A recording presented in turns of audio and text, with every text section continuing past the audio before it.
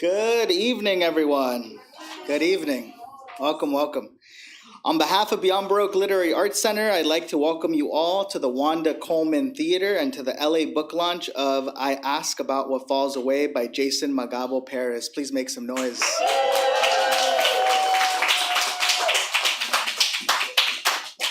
This is a program that is also part of the 2024 Asian American Literature Festival, and we are grateful. Yes, please, please.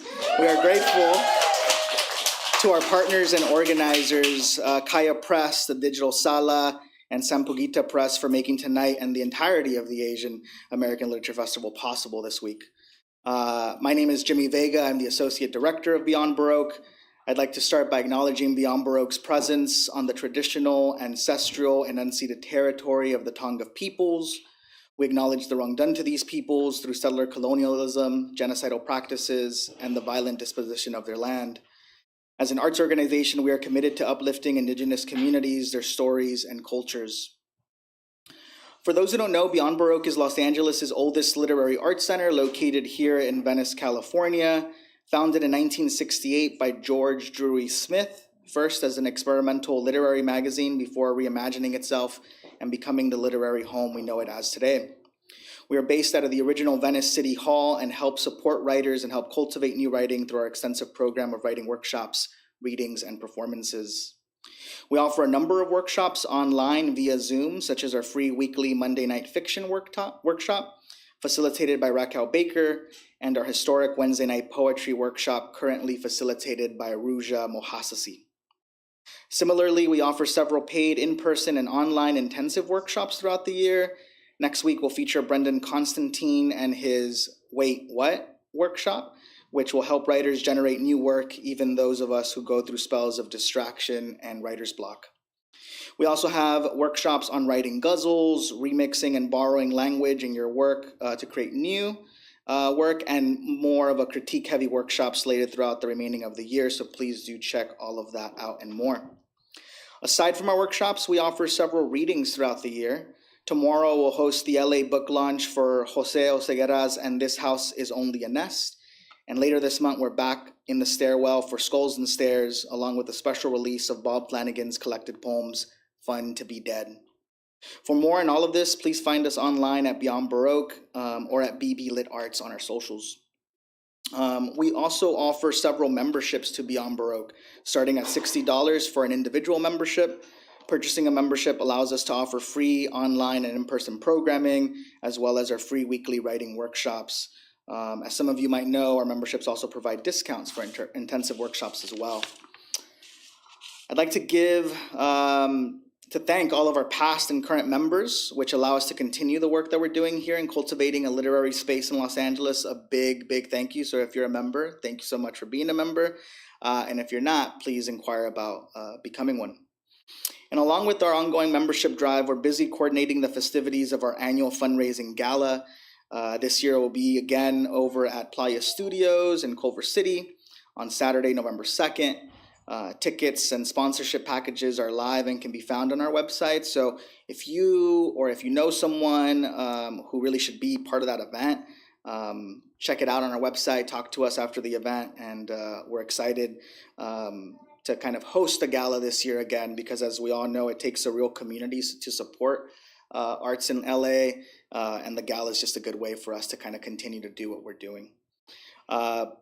Big thanks to all of our staff for making tonight possible. Quentin Ring, Yvonne Salinas, Eric Alberg, Genesis Perez. Please give them a round of applause.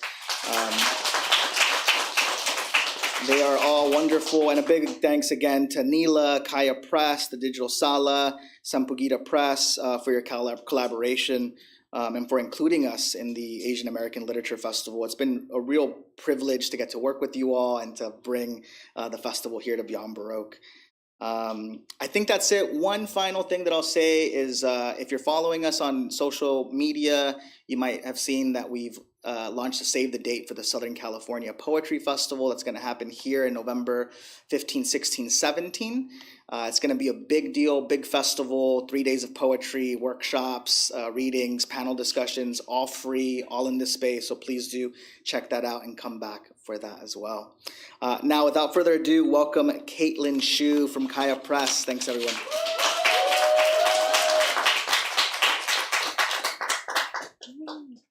Thank you for the lovely introduction and letting us collaborate in this space. My name is Caitlin, and I am an associate editor at Kaya Press. This event is part of Kaya's programming for the Asian American Literature Festival, or AALF, which runs through the 22nd with in-person, online, and hybrid events happening globally. If you're interested in learning more about AALF and or Kaya Press, please check us out at asianamericanliteratureFestival.org and kaya.com. As a free and independently funded festival, we invite you to support Kaya Press and other organizations part of the AALF collective, including the Asian American Writers Workshop, Bamboo Ridge, and more, by donating to the AALF collective's fundraiser hosted on our website. And your support helps us cover accessibility funds, honoraria, and other fees throughout our week-long festival. AALF's programming also includes an online community that features writing prompts throughout the week hosted through Discord. And obviously this event would not be possible without the shared community and craft of Beyond Baroque, the Digital Sala Sampaguita Press. Soon you will be hearing from a slate of incredible Filipinx writers as we officially bring Jason's second full-length book of poetry into the world. Yeah, and the contemporary landscape of Asian American literature is so rich because of these artists, and it is a joy to center their voices tonight as part of the larger festival. And with that, I'd like to introduce our first reader of the night, Maria Bolaños, she, her, they, is a Filipina-American poet, book reviewer, and co-founder of Sampaguita Press. She is committed to building spaces to nurture and showcase Filipinx literature, as well as Black, Indigenous, and POC literature. She is a 2021 Best of the Net nominee, and her writing has been featured in US publications such as Touchstone, Cutfruit Collective, and the International Examiner, and international publications such as Antigone and Yuzu Press, among others. Her debut chapbook, Sana, was released in April 2022.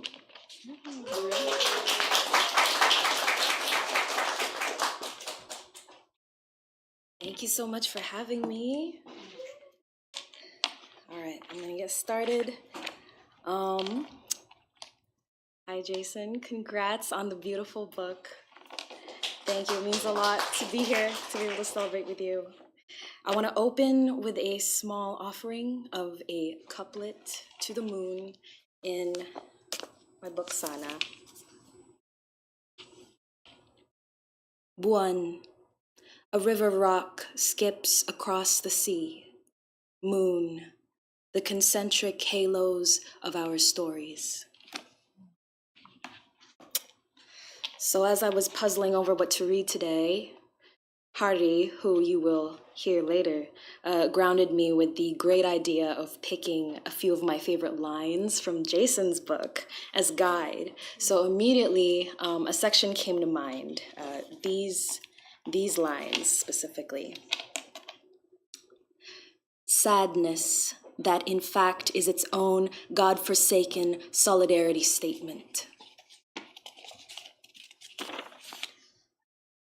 Say, ingat, say, isang bagsak, say, sadness. Such sadness is so Filipino. After Hari Alluri's Bakunawa Tula, a dragon swallowed me whole today. It heard I was lonely, maybe recognized me for one of its own lonelinesses, and picked me up by its talons, slipped me softly between its teeth, swallowed me, sadness and all. Now I'm sitting in its belly. There's a heat deep-rooted like the warmth of blood, and it smells like sea and smoke, human. When the dragon moves, I hear a growling. Somewhere, everywhere, thunder, or a church organ, or a thrumming ache. I would be more afraid, But it's not dark here. There's a family of moons with me in this belly. They remind me of a poet's faint light at the window or 6 pieces of ice. They circle as a flock of birds telling ghost stories. Once upon a time, dragons love too. They're missing a moon, though. I think that's the saddest part of all.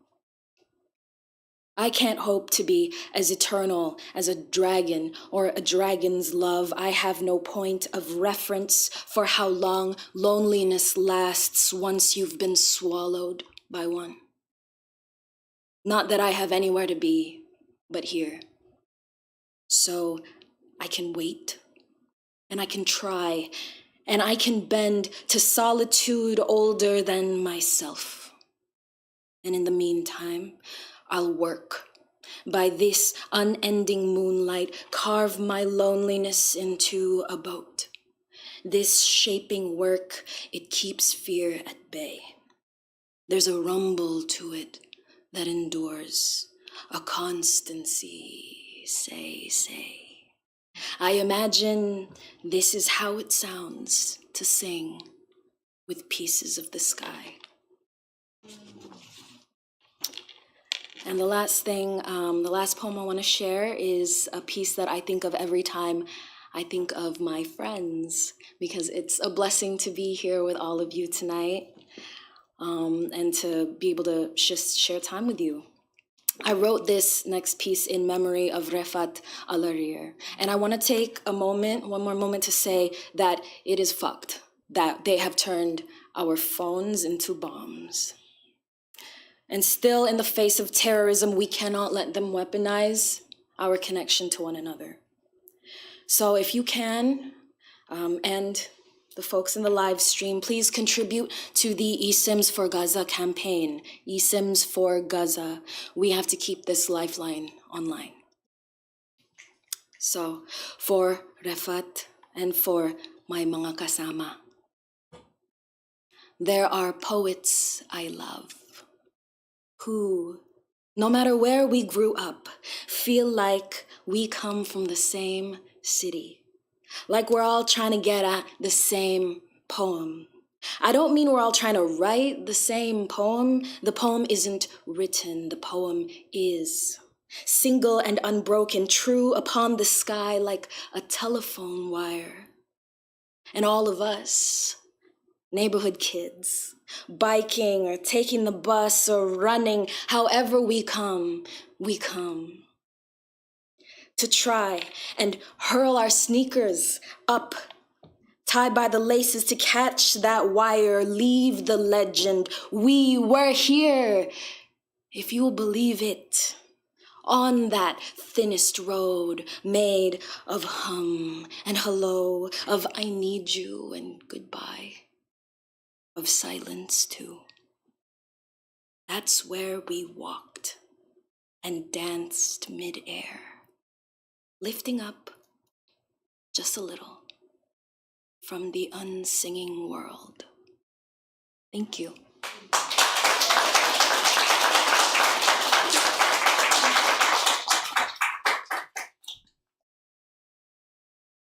Let's give it up one more time for Maria. So beautiful. But yeah, our next reader will be David Maduli. David Maduli is a father, educator, and writer. His work, often inflected by decades as a public school teacher and DJ, has received the Joy Harjo Poetry Prize. Born in San Francisco, he is a longtime resident of East Oakland, where he completed his MFA at Mills College with a fellowship in community poetics. His double-sided collection, Alamany Bay Window / Redwood Coast Record Crate, will be published next month by Sampaguita Press.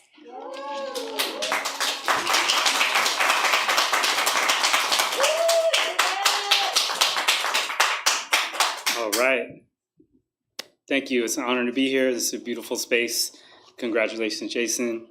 Read a couple things. Let's go. Ancestry. I come from Bataan's flamethrower son, searing Lolo as he marched, bayonet at his back, then packed in a boxcar. Concentration camp, concertina terminus, dirt floor, bamboo hut soup, Calabao scraps, pellagra stew, cups of malaria. Officers' insignia, Pangasinan, infidelity, citizenship, chicanery. 33 months in another prison camp, in another war. I come from Lola's shout of surprise when her husband came home again. I come from Lingayen Gulf, blue crabs in a pot behind a Pandesal bakery. I come from a chest-high heap of snails picked from paddy seedlings, bunching onions in a Monterey County field, racing tractors, wrenches, and grease. A bay window on a cluster of streets bent to form a bell beyond the boundary of a tourist map of the city. I come from the fog that has no name. What is a grandchild? It is salt water's arabesque. What is ancestry? It is the grapefruit dawn after earthquake, aftershocks. What is homeland? This poem, buried in the backyard under Lola's bedroom window. All right, thank you. And that's from side A. This is the artwork. And so I'm gonna read another one from side B, which is what I call record cover sonnets. It's what one of them looks like. But this was an ode to my Uncle Kata, who is, he's produced 3 going on 4 generations of Hawaiian music. His name is Kata Maduli. Little blurb about him. Kata Maduli's musical career began at the ripe old age of 9 while he was still in elementary school. His musical journey is taken through many different instruments as well as bands. He has been fortunate to have the opportunity to perform the likes of Stevie Wonder, Rufus, Tower of Power, Sammy Davis, to name a few. So, Brother Nolan bounds from the drum skin like a trampoline. Red anthurium loafers to match his guitar. Hibiscus cape wings open, floating Honolulu's electric blue. Open the news inside. There is Uncle Kata, squinting with big glasses, raglan sleeves pushed up to his elbows, posing in front of the VW van with curtains. Later, the Pacific bad boys flood the club with Freddie's big question. The theory of relativity is a Bay Area base rerouting wavelengths all along Kalakaua Avenue. Modern man, you not ready for this lava breeze. Your ship is nuclear submarine. Our ship is solar Oceania. And then I'm just gonna close with 3 kind of brief fragmented pieces. I'll just read straight through them. The titles of each of them are names of different locations in the Bay Area. The first one is Ocean Beach, and it starts with an epigraph. Pull up to the scene with my ceiling missing. 2 chains. To begin, stand on beach. Souls dusted with footprints of 1,000 waves. Years ground up by shells and tides. Sun scribbles across sky. Seasons come every 5 seconds, crashing into crashing. Wind takes some January off the top, flinging it to ether. Paste mounds of kelp like I grew them. Nudge shards of abalone like I painted them, like I invented iridescence. Greet ocean like my 9th grade best friend. Step horizon like a stepladder. Horizon raised me like family. Lolo, Lola, Mom, Dad. I know you are horizon. No, horizon is not a line. It is lineage. Today, clouds ran and hid inside surf. Today, sky has no roof. Today, I am taller than seagulls. Breathe wider than trade winds. Exhale exospheric. Up here, shoulders upon shoulders upon shoulders carry me. Up here, nothing is missing but boundaries that were never there to begin with. To begin, stand on beach. Alameda Point. The estuary opens to the bay, and the bay stretches into the Pacific, and so on, therefore, and such, none of them empty or full, in a way that no frame can minimize nor contain horizon, but ocean can be it, except when the sky and the sea are the same late summer gray that they blend together, erasing, making each other, and the humpback whale breaching the gray screen is the only one that knows the tension between. Along comes two children riding bikes on the path to the point, passing succulents and ground squirrels, and three pelicans follow in spinning dives to slash down on this estuary, guarded by gurgling sea lions, and the children collecting rocks and examining mussel shells, staring at bacteria and millennia in their hands, look at each other and laugh, racing childhood to the pier's edge. Half Moon Bay. Look, man, this life is a hard thing. It's supposed to be, but it's joyful and ineffable. What you create with those you love, uncontainable. You are not a trigger warning. You are not recurring nightmares. You are not loss. You are not silence. You are not trauma. You are not a cancel call. Cancel us? Never. There, a sea lion slips into the water from King's Rock. Mavericks is glassy beyond the harbor. Your children's laughter swells with summer. The partner leaning on your shoulder already knows love comes in sets. The surfers, caught in the soup, paddle toward the horizon, which they call simply outside. Thank you.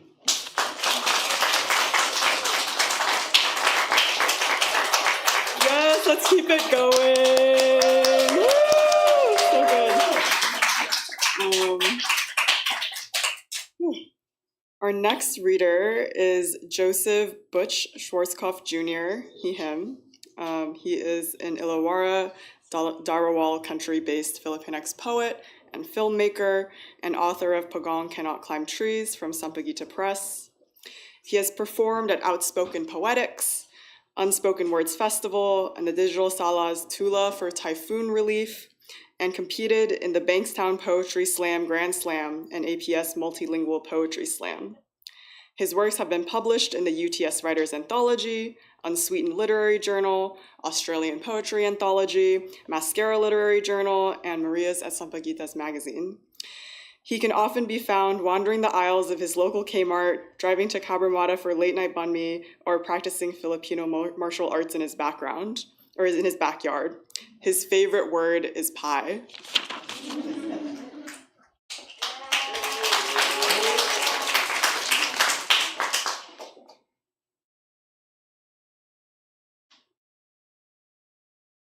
Hi everyone. I can't hear you guys, so first of all, thanks for having me, and congratulations again to Jason on the launch of Ask About Boltway. Before I start, I just want to acknowledge that I'm coming to you from the land of the Walnut Town of the Eora Nation in so-called Sydney, Australia. Sovereignty was never ceded, and this was and always will be Aboriginal land. So my first poem today is Joe Butch after Everything Everywhere All at Once. My mother invites me to a family lunch, and I spend the rest of the week half present, half ten again, unable to move, unable to remember the last 4 days, except for the fact that a dictator's son stole an election, and that time when I was 7 and my step-abuser took us on a family pilgrimage to the dictator's shrine, because of course a man who would hate a child would idolize a fascist. And I grieve simultaneously for both my motherland and my mother wound, because all things roll into each other, everything, everywhere. My mother invites me to a family lunch. In the aftermath, I lay on the couch and lose weeks. Slowly sinking into the abyss, I awaken only because my lungs have forgotten how to breathe. After the hospital, my wife says Filipino men would rather go to the emergency room than get therapy. My friends say water signs automatically need therapy. My mother, the water sign, is going to therapy. It has not made her a better mother. I see the echoes of her therapy in my sisters. I don't think she ever wanted children. Somewhere she's still a teenager running away from her own mother, living her freest self under a dictatorship. Maybe that's why she agreed to our family trip to honor the dictators in bombed corpse. Maybe that's why she, so vocal about everything, says nothing as her homeland crumbles. My mother invites me to a family lunch, and without words, picks apart the life I have made without her. I build Lego to bring back the structure, but I cannot recreate myself in plastic bricks. I sit at the edge of the everything bagel. My mother says, "Bahala ka sa buhay mo."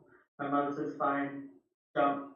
My mother leaves, because I know in all the multiverse, there is no reality where she would choose me. The next poem is called "We Don't Visit Anymore."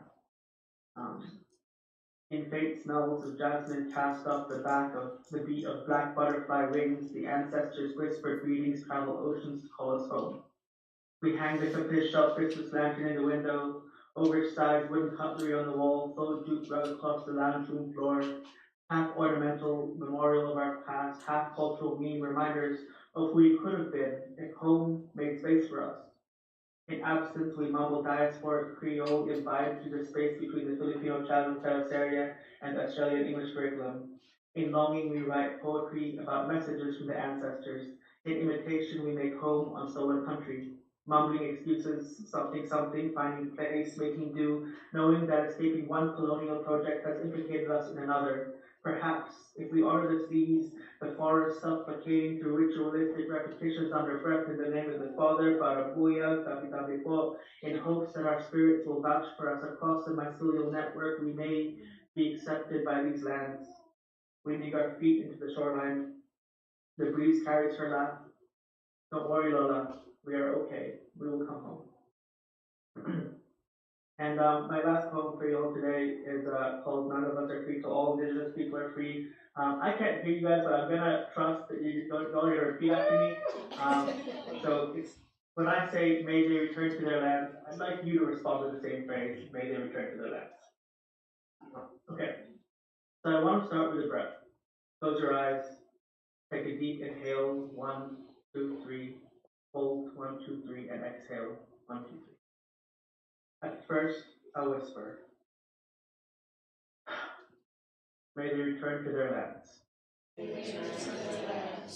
The spirits of our ancestors sing in spite of scarred earth and uprooted trees and poisoned waters and smoke-filled skies. May they return to their lands. They sing a wailing song for the ones who returned. For the ones who have joined them too soon, for the young, for the innocent, for the broken by generational trauma, taken from this moment by the greed of the colonizer. May they return to their lands.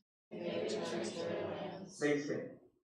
In the streets, chanting with us as we march, each person carrying with them their own ancestral lineage, each voice a chorus, a gathering, a history. May they return to their lands. They sing. Ancient voices overlapping to remind us of the possibilities of freedom, to tell us to keep going through the endless barrage, because we can make something better collectively. We can make something better.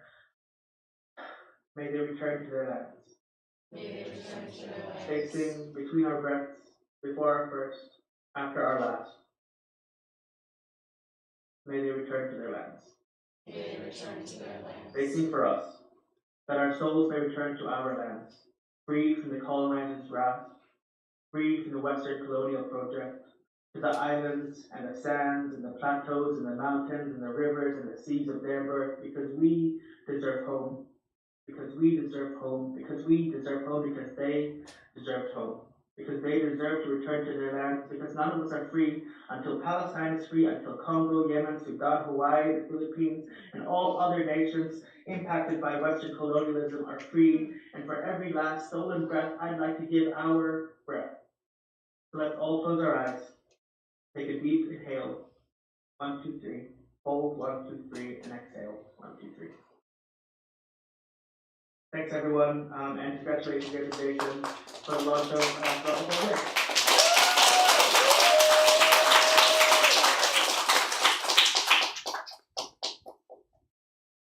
All right, y'all thought you saw the last of me, huh? Surprise. I'm here to introduce the next reader, Rachelle Cruz.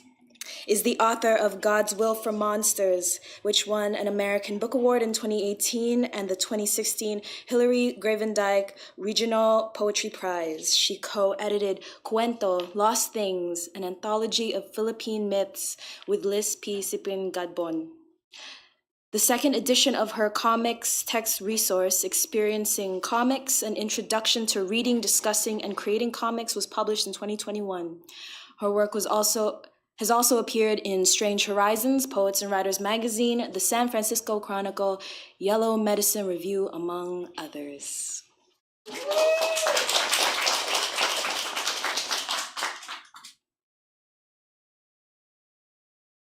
Hi everyone, can you hear me? Okay, I think you can hear me. Congratulations, Jason. Thank you so much for inviting me to participate in the celebration of this beautiful, brilliant book. And I'm just thrilled to be here. I'm going to read new shit. Okay, so the first one is called, doesn't have a title, it's called, the first line is, everything about motherhood is already written, is one of my most misogynistic thoughts. No one wants to read about this most ordinary, extraordinary thing, is another. As ordinary a violence as the labor and delivery nurses who say, after I disclose my past with childhood sexual assault, oh, hun, we're not gonna hurt you, as they tap their feet, hooking their fingers to open up my cervix. When I share this at a new parent support group, someone's jaw drops. They say, wait, that's not normal. That happened to me too. After a beat, someone else says, as normal as shitting on the nurses while you deliver.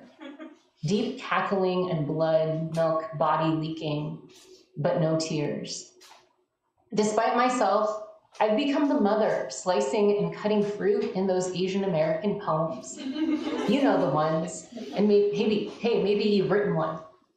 Those poems are always about the poet child's nourishment, the mother's artful sacrifice, her nonverbal expression of love. But while children hunch over their cut fruit, chins dribbling with juice, the mothers sup on mango seeds, tonguing fibers stuck between their teeth. Desire with and for herself stolen in small, unseen places. I suck on the cut on my lip. I hope my child writes a cut fruit poem someday.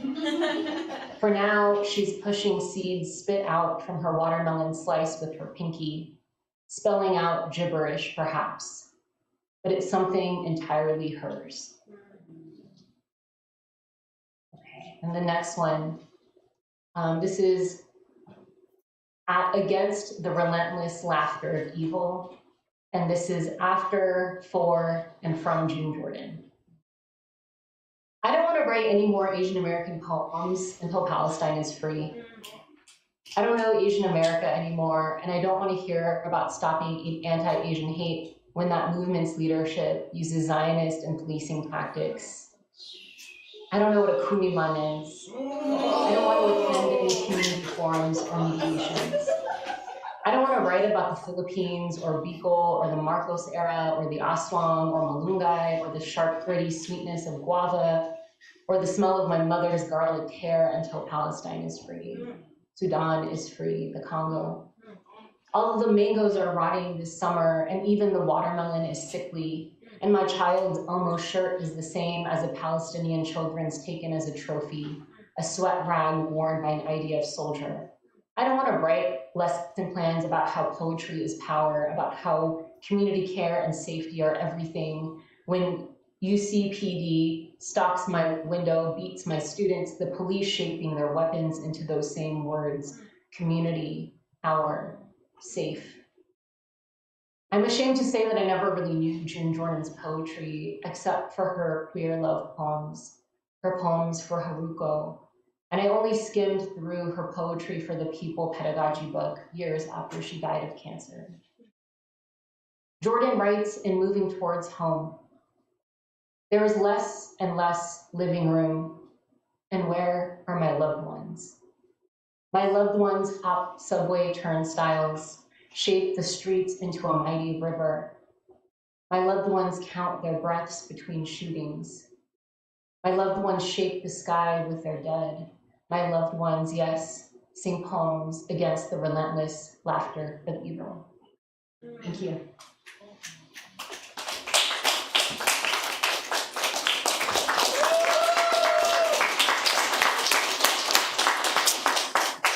Rachel, shots fired. All right, next up we have MT Vallarta, they, them, is a queer, non-binary, disabled Filipinx poet. They are an assistant professor of ethnic studies at California Polytechnic State University, San Luis Obispo, where they teach classes rooted in anti-imperialism, queer of color critique, disability justice, and creative expression. They are hard at work on a research monograph titled Dismantle Me, Queer, Mad, and Anti-Imperialist Filipinx Poetry, that explores the radical tradition of Filipinx poetry written by artists who are queer, trans, mad, and or disabled. They are the author of What You Refuse to Remember, 2023, winner of the 2022 Small Harbor Publishing Laureate Prize. They are also the author of the micro chapbook The Science of Flowers, 2021, published by Blanket Sea. Their work is published and forthcoming in The Selkie, Show, Mad Women in the Attic, Not Brute, Apogee, and others.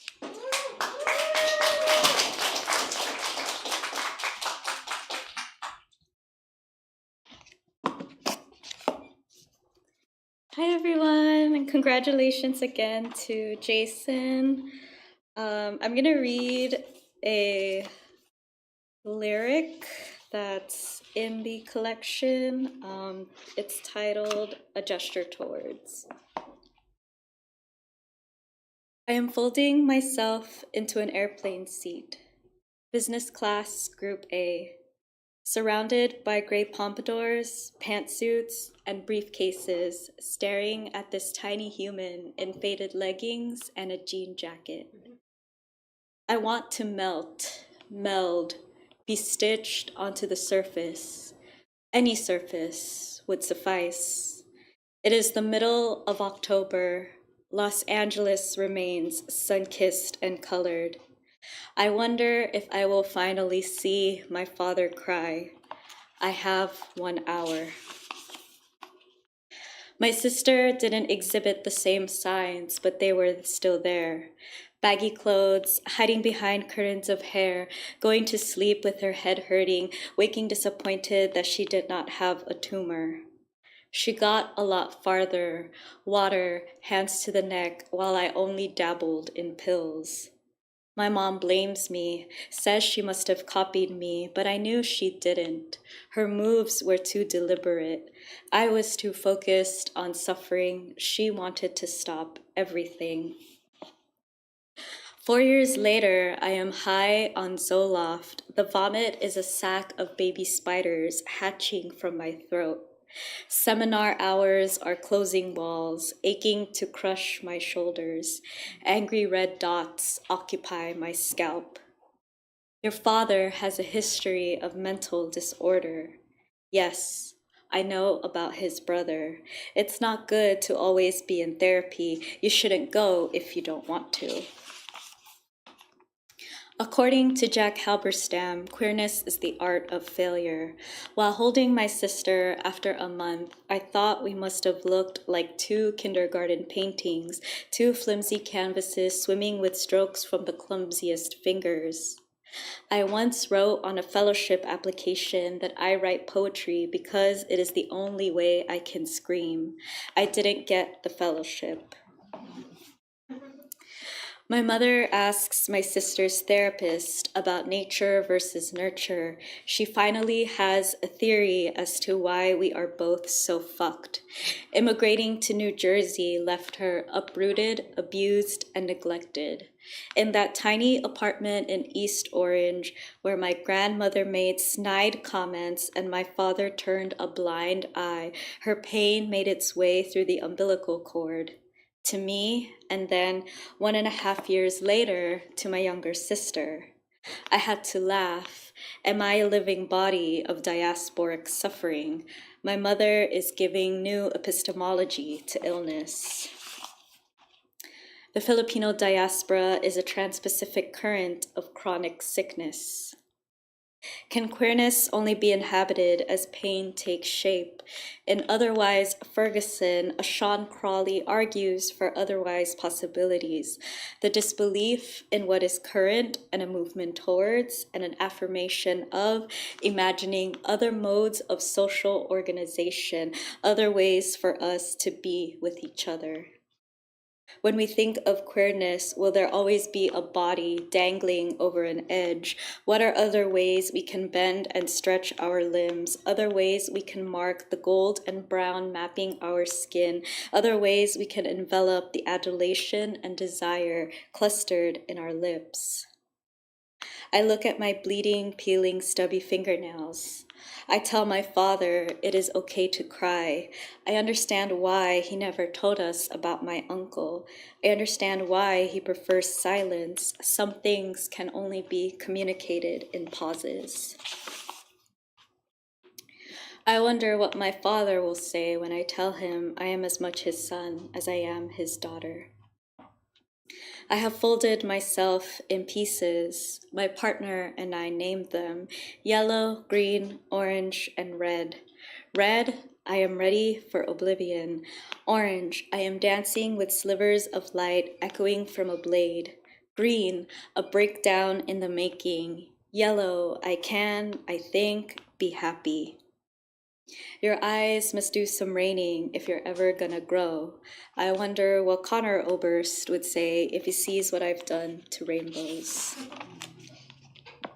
I almost lost my sister to University of California neoliberalism. I like to think my father lost his brother to US empire. The violent histories of empire and capital are written on the bodies of Filipinas, on our bruised and bleeding hands and our brown neocolonial breasts. There is such a thing as chronic empire, and how is it written, transmitted in me, on my mother. Kimberly says it's okay to write poems out of marginal notes, a constellation of hyper-particulars. I am not a constellation. I am a mass of creases, of upset color, of a mind-body waiting, flailing, and beeping for the day when I can wake to possibility. I learned that my uncle also folded himself into a rope. My father found him. I think that was when his mind-body circuits disintegrated and he became machine operator, paperboy company in the morning, busboy, restaurant worker, best rice maker in the evening, and quiet, sleepy, silent, not really there, but not actually deadbeat father. What does it mean to be both daughter and familial emotional laborer, to be girl and ghost of suicide's past, to be queer death and futurity wrapped in the same potentialities? An unrest in, a discontent with, a seeking to conceive, to wake laughing with tears of joy in our eyes, dreams of that have a saying, I can finally think, feel, bleep, feel I'm alive. Thank you.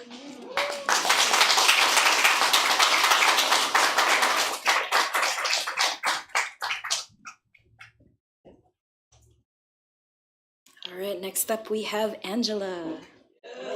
Born in Iloilo City, Philippines, Angela Peñaredondo is a queer Filipinx writer, interdisciplinary artist, educator, and scholar. Peñaredondo is the author of Nature Felt But Never Apprehended, Noemi Press, All Things Lose Thousands of Times in Landia Institute, winner of the Hilary Grevendyke Regional Prize, and Maroon, Jammy Publications. Peñaredondo's work has appeared in the Academy of American Poets, Pleiades, Black Warrior Review, Southern Humanities Review, and elsewhere. Peñaredondo has received fellowships from Hedgebrook, Kundiman, Vona, Voices of Our Nation's Art, and Macondo. They have also received awards from Tin House, Community of Writers, and others. They're an assistant professor of creative writing and digital humanities at California State University, San Bernardino. Currently, Peñaredondo lives in Los Angeles, Gabrielino Tongva land.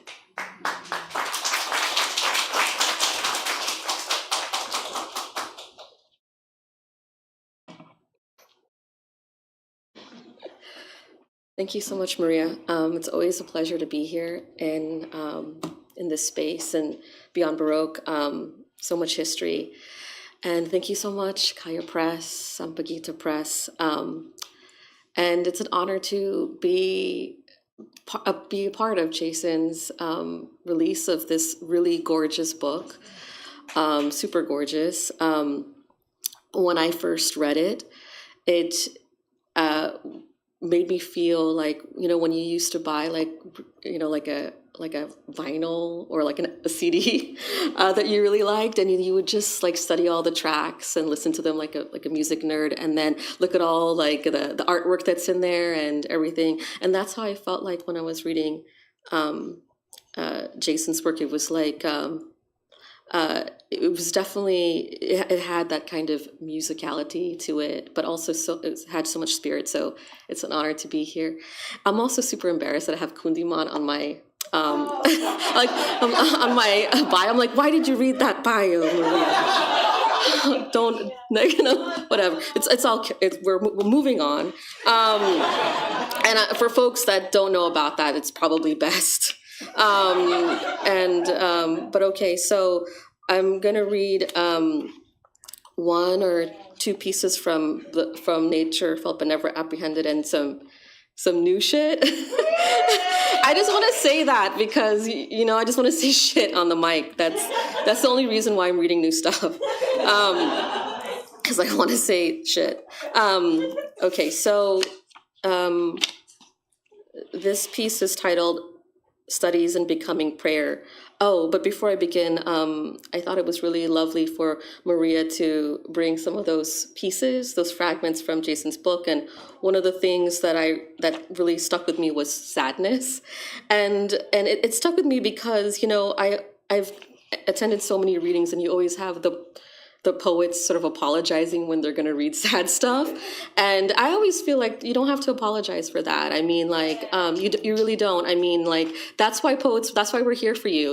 We're here to like help channel all that sad shit, all that grief. We're here for you to hold that space and when we read and when we're writing. So I just want to honor that. So this is Studies in Becoming Prayer. Altar, funerary mask, to Pharaoh, address feminine gods of channeled rage, adapt consensual power. Play, dear lies, dear sense and pressure, who hide in this wolf of genitalia tangle. Dear ancestral camouflage of strangler fig tree, limbs to one must bear witness, illustrations, integral to self-commitment. Does blood not deserve cooperation and reunion of tobacco? Encrypted caricatures preserved to attachments of scarcity, to its smoke, to its local shores. If not, we are left in discontents of theatrics. Document who survived after folklore. Document rebirth. Document inherent magic by locating theft of and from those trees. How notions began that there were none. Document deconstruction of high magic. We deserve to want hard as lamentation. Love me, love me, love me as scimitar, as blade flip, as knuckle bone, as fast, as grove, as furrow, as nothing short of. I chose to lay the rosary beads down, companion the sacred mysteries with the ground, commune with birds, not bird as domestic companion bound to a solitary master, but sovereign being, undomesticated, unrepentant, penetrating as fuck. I look for high soaring night seers through a smaller piece of the defeathered flesh of a weaker bird. I probe what entities coerced me to believe I, adjacent to a living thing of only parallel or perpendicular calibrations, colonizer and colonize, have come to speak the same language. The powerless have learned to parrot the language of the powerful. It all depends on where you stand and which side of the scale is weighted. Tell me, wild bird, are you?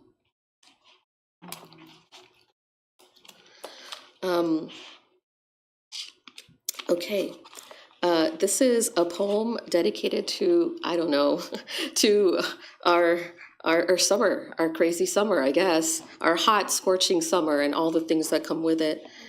And also sadness for the loss of everything that happens during the summer, including our body's water. I don't know, I'm just rambling now. Contradictions and kinship.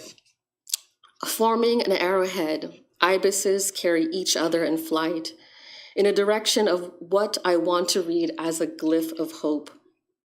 I walk east, a parking lot almost burns, the dusk lukewarm to blush, that I'm back again on the balcony of my university building 6.5 years before we met. Winds transporting brush sediments toward an approaching summer. Jacarandas and tolerant native vines, long auspicious walks on hot nights with a tuxedo cat that seduced us, rolled her ass in dirt. Under the sky, I nurse a kindling. You feel gone more than ever, shoulders turning over in another bed. Shadows trespass my wilderness like ink spill, a reminder of those ibises, of a secret set loose to pray for reckoning.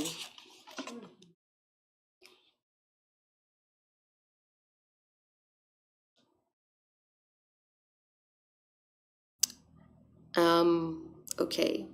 And so some new stuff, I guess. Maybe just, please tell me if I'm going on for too long. I didn't time us. I should have. I didn't time myself. Okay, so this is informed by all the crows in Los Angeles, but also just crows in general. And it's titled American Crows. American Crows. Like a congregation of swords facing downward, they dive headfirst, nothing between myself and their nightful bodies except the clicks of technology, except for technology's quadrangle prayer book from this dimension. Stealth and storm cloud, they roost above miles of agricultural lands, feeding on waste grain. At times roadkill. There are no experts to scavenging. Leave this speciality to the settlers, like torn pages of unrendered gutting. Burial mounds and hanging fruit, song code for rotting made powerless, into pieces thrown to the dogs, as they say, fed to the dogs, that even us, bodies slipping into myth, this way morphing, changing courses until we've become like crows, hovering over bright smallness of songbirds, an exhausting migration, we too turn towards a congregation of swords. Thank you so much, everybody.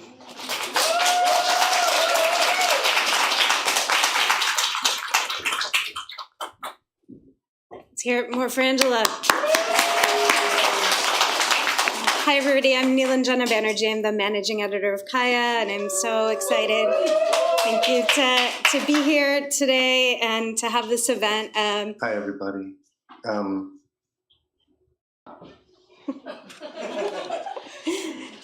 I believe that Neela has finished introduction. Thank you, Neela. Not yet. I don't think you can hear me.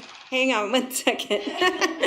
I just wanted to talk about... Jason is someone who, my dear sister Neela, introduced us. I knew on immediate. He can't hear us? Okay, I'll be back. It's Hari Alluri, everyone. A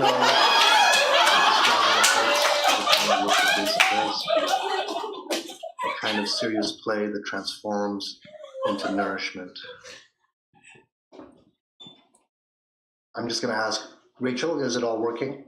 Saying what's up to Rachel in the chat. Is it working?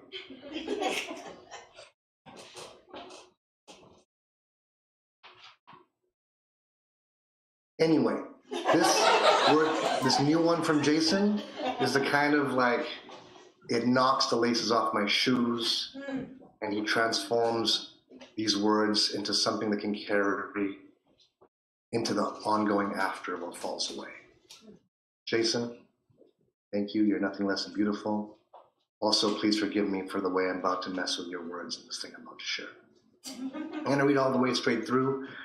I made a little remix out of language from the Flayed City, shout out Mila, Our Echo Son of Mercy, and parts of Word to Rachel and Angela, some new shit. Opening with an epigraph from Mahmoud Darwish, who is still alive, Free Palestine, and a few lines from Jason Magabo Perez mixed in. Darwish's quotation ends with the word bread, and Jason's initial one with the word vein. It is a time of death and a time of fire.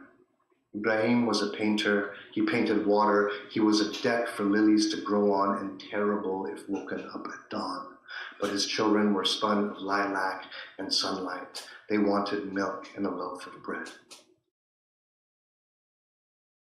Honor the longing beneath rebellion, 7 shots of bourbon. Consider this emergence. My asthmatic lungs approximate candid disaster, unrelieved ruin of verb and vein. Exist, what if I do, in a few flashes of my beloved's eyes, longing and restless, I know the jugglery of the world's hubbub, its constant splay of wonder. Between petals of morning glory, strangle, cut away, cut away. And nearby in the phosphorescence, soldiers pick their teeth with egrets, orca try to wash off oil-slick gulls, drones have their homing devices installed.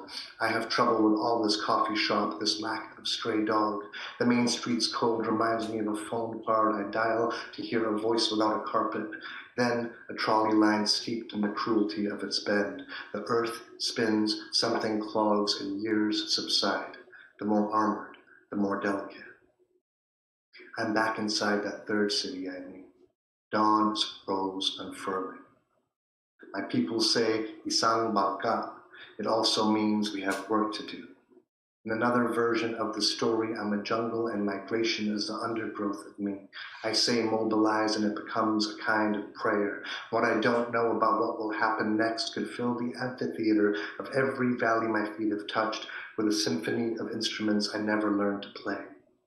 The homie from a region I am almost from, his favorite songs offer incompletion. They leave space for him to be with his longing.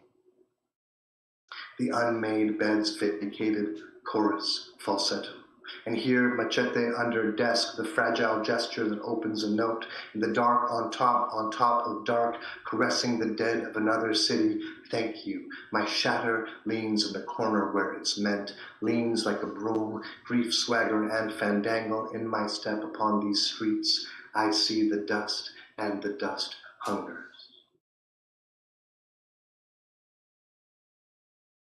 In the crematorium's service room, taking flimsy ginger turns around the cardboard holding your body. Dear Eric, such a thin distance. 4 generations of multi-iteration families scrawl and draw our messages for you to take an act of reaching. Even here, the squeal and fight of children over markers carries what's most somber. This act of releasing you to mark how we must hold you another way. To begin, a promise and touch which no one can live up to constant.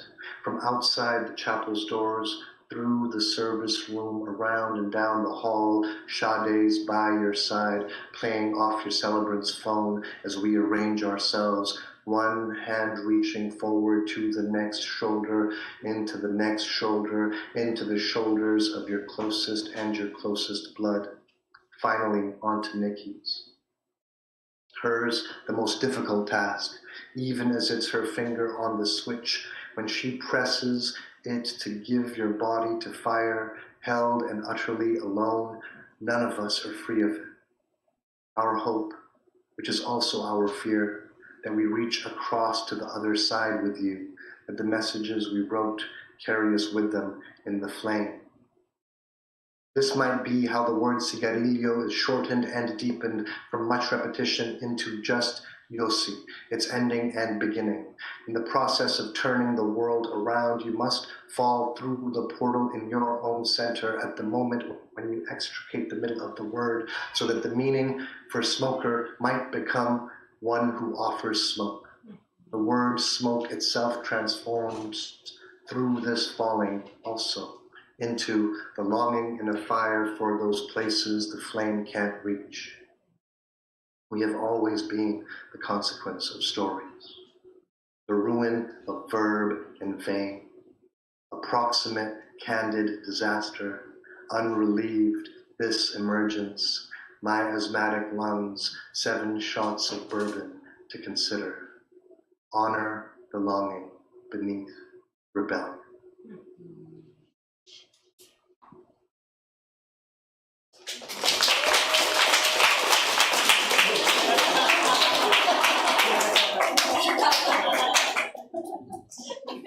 All right.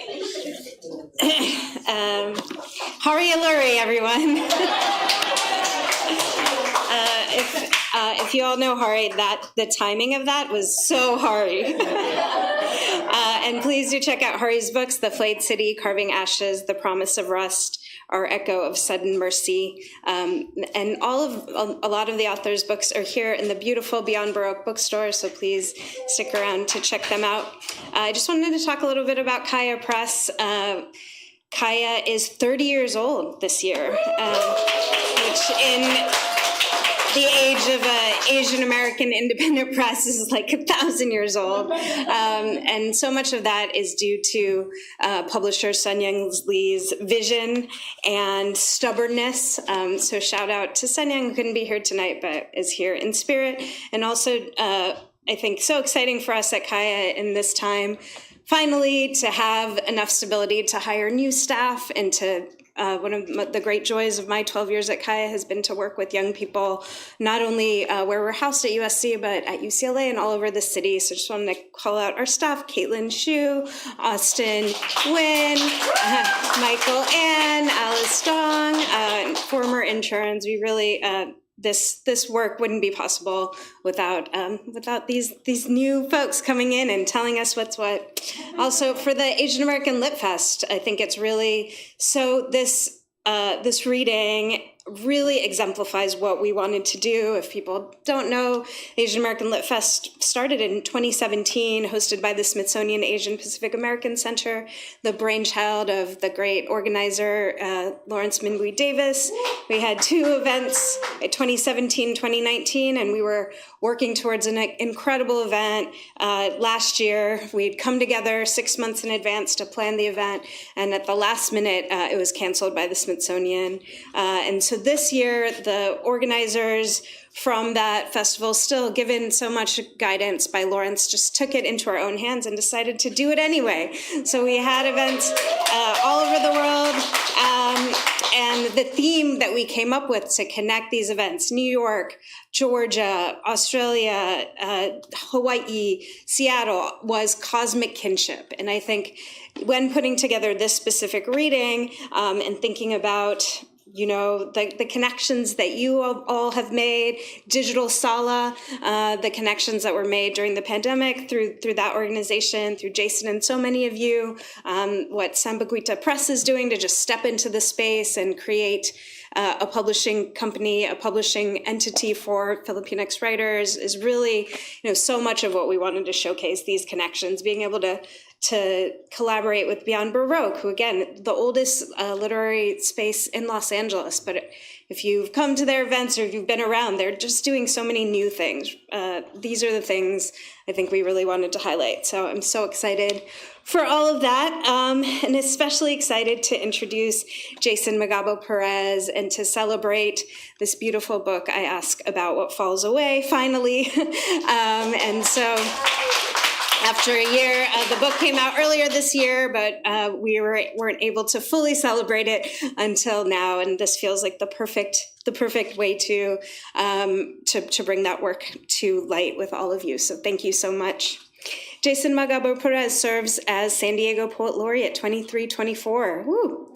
Perez is the author of the books The Phenomenology of Superhero, This Is for the Mostless, and I Ask About What Falls Away.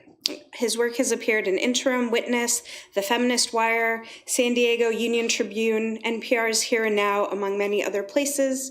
He's the recipient of a Challenge America grant from the National Endowment for the Arts, an artist in resident at the Center for Art and Thought, he's performed at notable venues such as the National Asian American Theater Festival, International Conference of the Philippines, Yerba Buena Center for the Arts, La Jolla Playhouse, and Los Angeles Contemporary Exhibitions. He serves as core organizer of the Digital Sala and as an associate editor at Ethnic Studies Review. Perez is an associate professor of ethnic studies at California State University, San Marcos. Please welcome Jason.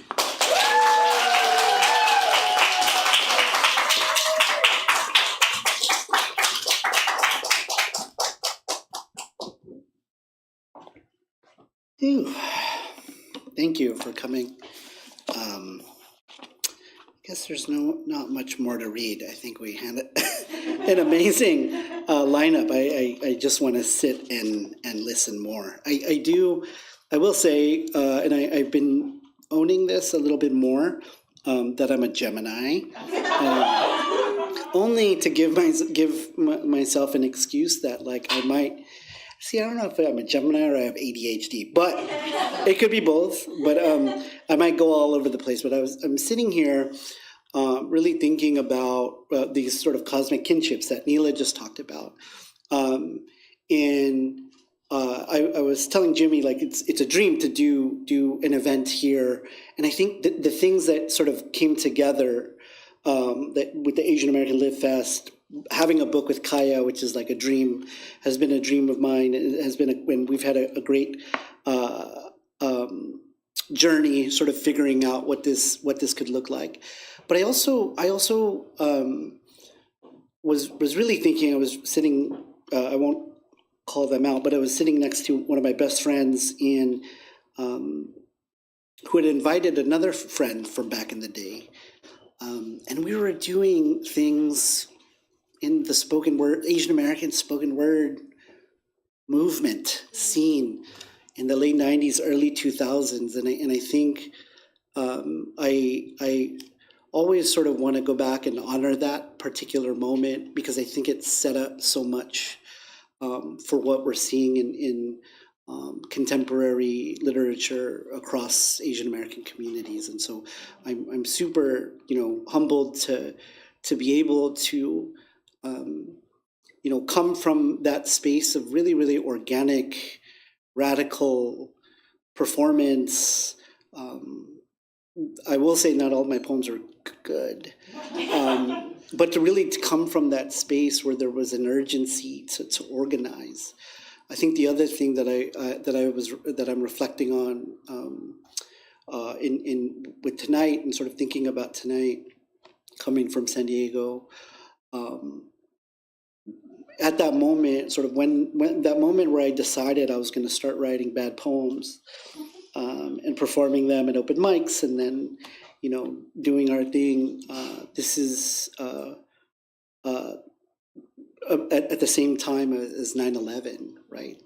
And so I think what's something that I want to continue to think about is how there are some writers and some poets who believe that now, which is great, I think now is the time to say something and to write.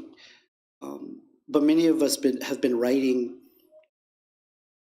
during a time of war the whole time, right? And I think that is absolutely devastating, but also a testament to our struggle, right? And sort of what this literature can do. Again, thank you to Beyond Baroque, thank you to Kaya, thank you to Sampaguita Press, thank you to my fellow readers, dear friends to read with. This is a reading I would come to. I mean, I go to readings, but I would totally just come and just hang out, you know what I'm saying? But I still haven't gotten it in my head that this is an event about this book or about, it's still not about me, I guess.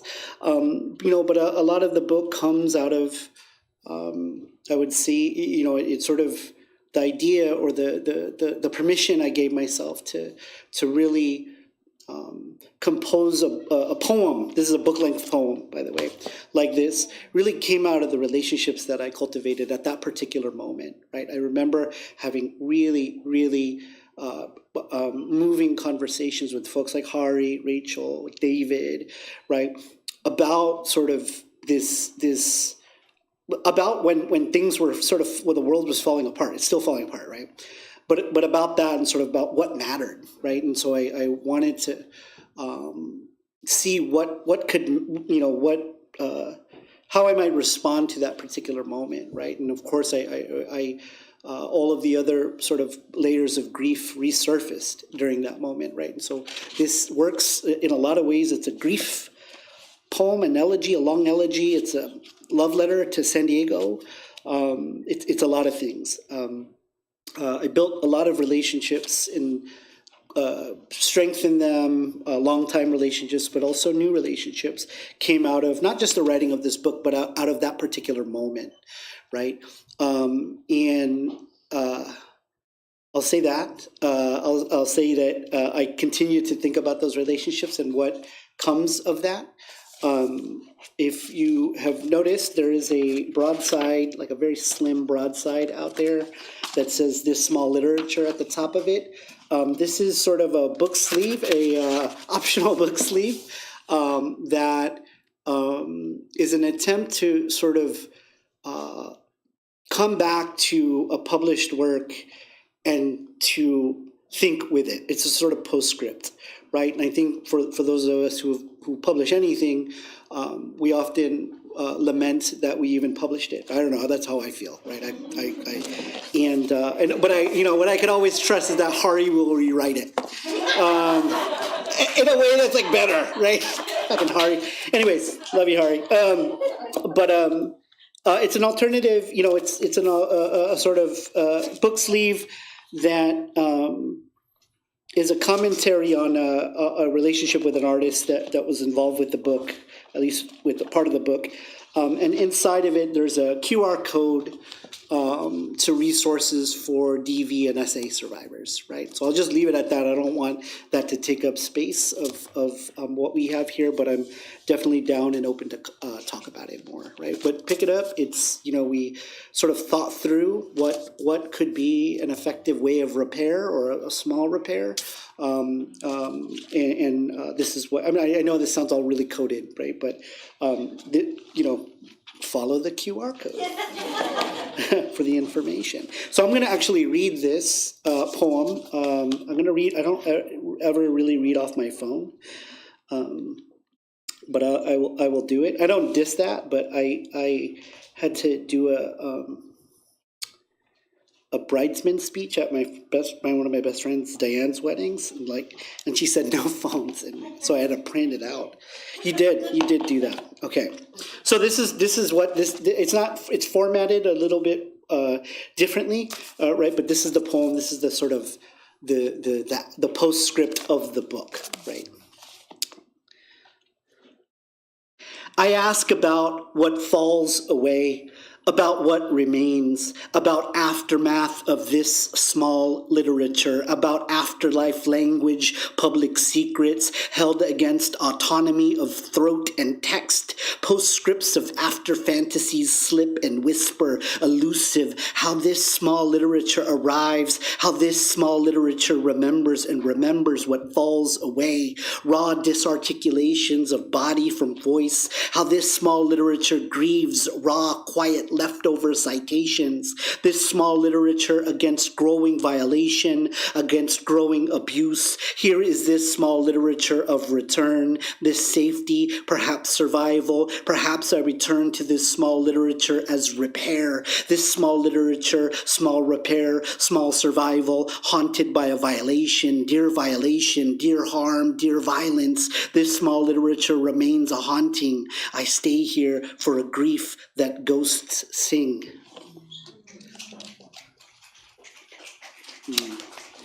I'm going to read two sections from the book at the beginning and end, and then you could buy it and read the middle. You can read it. I'm a slow reader. I read it. I could read it the whole thing. I think. Oh, so I will say too. This started off as a performance, right? And so I wrote it. I mean, obviously it's gone through versions, but I wrote it, and then I was like, I'm gonna read this thing on this really sad, grief-filled length elegy about San Diego and about my loved ones who had passed. And I'm going to just read it on Zoom with folks for the Digital Sala on my 40th birthday. So that's how I spend my birthdays. And I don't apologize for that sadness, Angela. So I'm going to read two parts of it. It's one long poem. It's called I Ask About What Falls Away. Call this raw material literature. Call this principled surrender. Call this grammar of worry. I draft this, dear Kasama, against fish hooks of hope. I draft against slow elimination. I draft from soft interior of riot. I draft syllables of known sadness, such knowing, such evidence, such kitchen table phenomenology of you reading this, of this reading you. On a rainy morning, I see you through the window in a blue mask and black hoodie, delivering bags of groceries at the doorstep. I draft from collected stillness, restless ghosts archived in my veins. Consider this an intimate poetics of rage. Consider this rage divine refusal. Let us talk about such refusal. Let us talk about such dysregulation of promise. Let us talk about how much I miss you. Drive east on University toward 49th. Park your Civic in the alley out back, this alley of splendor and solitude, a gallery of rain-soaked mattresses. A child will slide down a half-assembled red plastic slide into a small hill of middle-grade paperbacks. You'll find a gold purse filled with fresh broccoli and blue rubber gloves. You'll find prayer at daybreak. This alley will smell of dank weed and brake dust. You'll find on the ground a black tote bag stuffed with wet lettuce and white surgical masks. It'll seem like this was dropped in a hurry. You'll wonder if that hurried person is safe. You'll notice a wire fence across the alley limp as days goes by. Swarms of flies will hover above plastic trash bins. Crows will cross the alley. Someone will keep claiming the telephone pole in blue spray-painted letters you'll never be able to decipher. Someone will be barbecuing carnitas y elote. On sunny days, dried lemon rinds will stick hard to pavement. One day, in front of your Civic, you'll find cleaned chicken bone wrapped in foil. Neighbors on the other end will party. You'll hear bottles clanking. Patrol cars will cram the alley for no good reason, and it'll smell of burnt plastic and cigarette smoke. You'll hear sirens. You'll hear laughter. You'll hear water drumming against trash bags full of aluminum cans. This will be an after party for afterlives.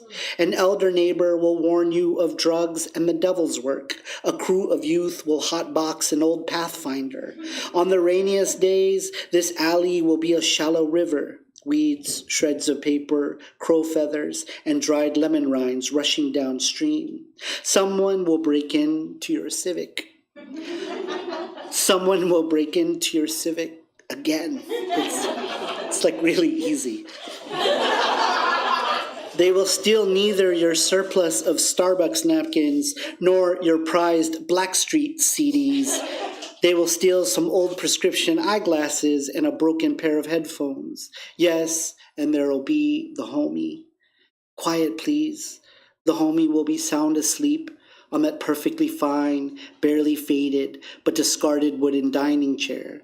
When you see the homie, please leave masks. Please leave bottled water. Please leave bags of ice. Please leave a hot carne asada burrito. And please leave 2 toothbrushes. One for the homie's teeth and one for the homie's Jordan 1s. Place everything in plastic bags. Hang the bags gently on the handlebars of the homie's BMX. Shh.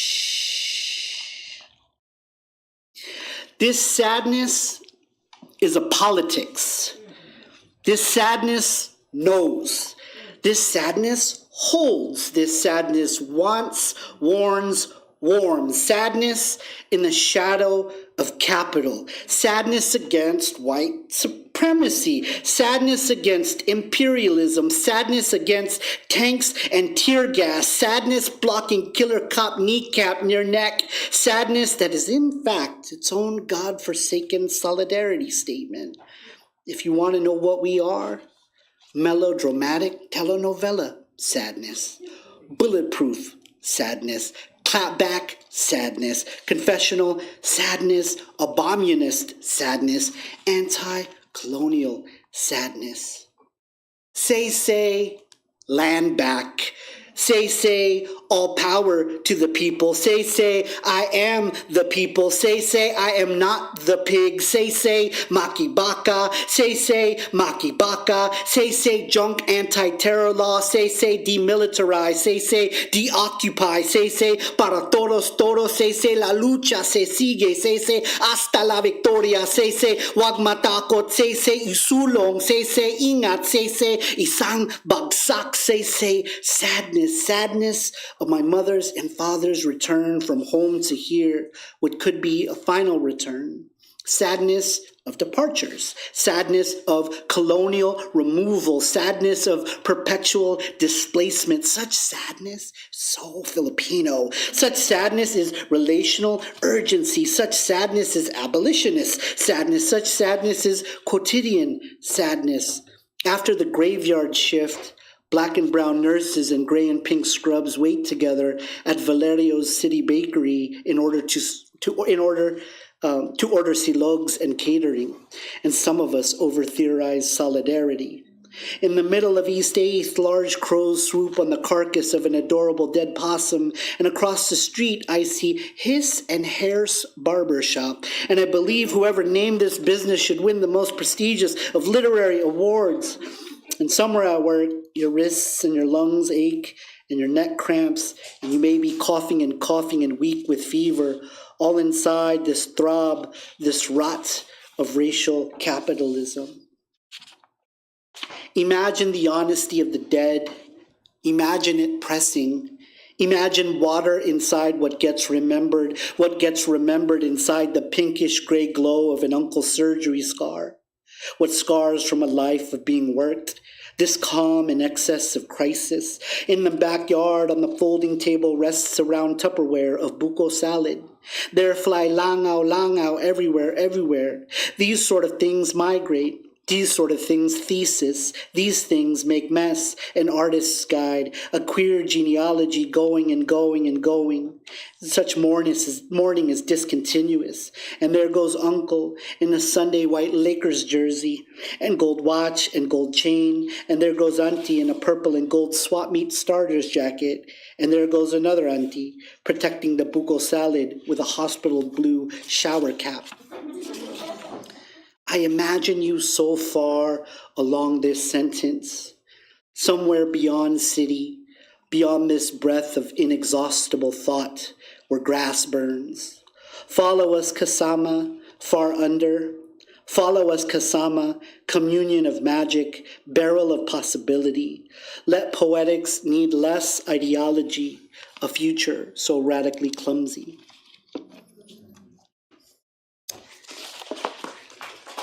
Okay, I know we're at time. So I'm gonna read this last bit. I'm gonna have some, like Butch, have some call and response. So I'll say the line and then we'll break it up just so that we know where we're going, okay? So if you can repeat after me, we're gonna practice, right?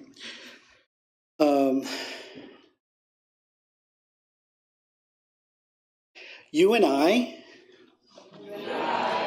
deserve nothing short of the unthinkable. So it's the whole thing. You and I desire nothing short of the unthinkable. Okay, cool. So we're going to do that. I'm going to say it once, you're going to say it. We're going to do that 7 exchanges, which is 14 lines, and that's a sonnet. Because we do what we want. You know, I thought about it, and if you scan that line, it's pretty legit, and it's scansion. Right? So, here we go. You and I desire nothing short of the unthinkable. You and I desire nothing short of the unthinkable. You and I desire nothing short of the unthinkable. You and I desire nothing short of the unthinkable. You and I desire nothing short of the unthinkable. You and I desire nothing short of the unthinkable. You and I desire nothing short of the unthinkable. You and I desire nothing short of the unthinkable. You and I desire nothing short of the unthinkable. You and I desire nothing short of the unthinkable. You and I desire nothing short of the unthinkable. You and I desire nothing short of the unthinkable. You and I desire nothing short of the unthinkable. You and I desire nothing short of the unthinkable. Invention of failure, failure of maybe, maybe of project, project of surplus, surplus of forever, forever of play, play of distance, distance of regard, regard of worth, worth of excess, excess of pretext, pretext of pause, pause of return, return of land. After you revolt, you return, you mute, make permutations of afterlife, same shipfire fabulous, same antagonism, same dawning, same graffitied prayer, same thick gesture, such solidarity, such concrete bus rider monologue, mark such lawless friendship, whose blood stays tenement fire, whose laughter melts marrow, whose vigor, whose intention, whose lungs, whose regard for whom poetic seems, refusal seems worth it, worth this, traffic, this devalued affinity toward an exacting neverness of capital, of nothing, of nobody, of nowhere, a citation of a strange body on non-propertied space, for words run amok, words run rampant, words against rampart, words against borders, words for what we do, for what has been done to us to make mourning, to scratch this lit architecture, this swap meet splendor, slack burden, blow, blow this unbuilt history. You and I, fake, rare confidence. You and I, train, strange, analytic. You and I, ghost, backfire, migrations. You and I, exhaust, calm, faith. You and I, tense, firecracker, past. You and I, break, lack, syntax. You and I, grammar, this turn. You and I, tender, such rapture. You and I, sweet talk geography. You and I, monster, most futurity. You and I, compute, lost glory. You and I, wildfire, soliloquy. You and I, flea market, friendly. You and I, wreck, what, archive. I ask about what falls away. I ask about where water sings. Here is surplus of sun, ocean of excess, remaindered song. Whose hands wash this sky? Who drains this sun against worry? Whose mighty ache makes history? This is where water drains, where gardens grow against worry, against the throb and rot, and the throb and rot knows nothing but the veil hiding hand from profit. Here is leftover rice and the wild imaginary of hunger. Here is a canal in the crook of the earth, and here is where water sings. And this is water singing us elsewhere.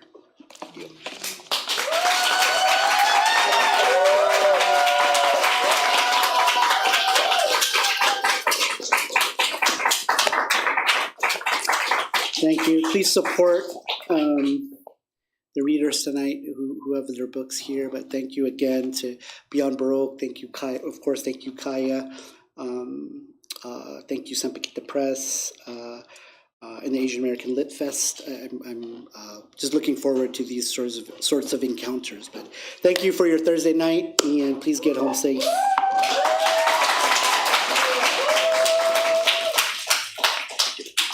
Just one more time for Jason Magabo Perez. Make some noise, y'all. Make some noise. Thank you to all of our readers, Kaya Press, Sampaguita Press, Digital Sala. Let's continue this cosmic kinship, buy some books, and enjoy some reception. Thanks for being here tonight.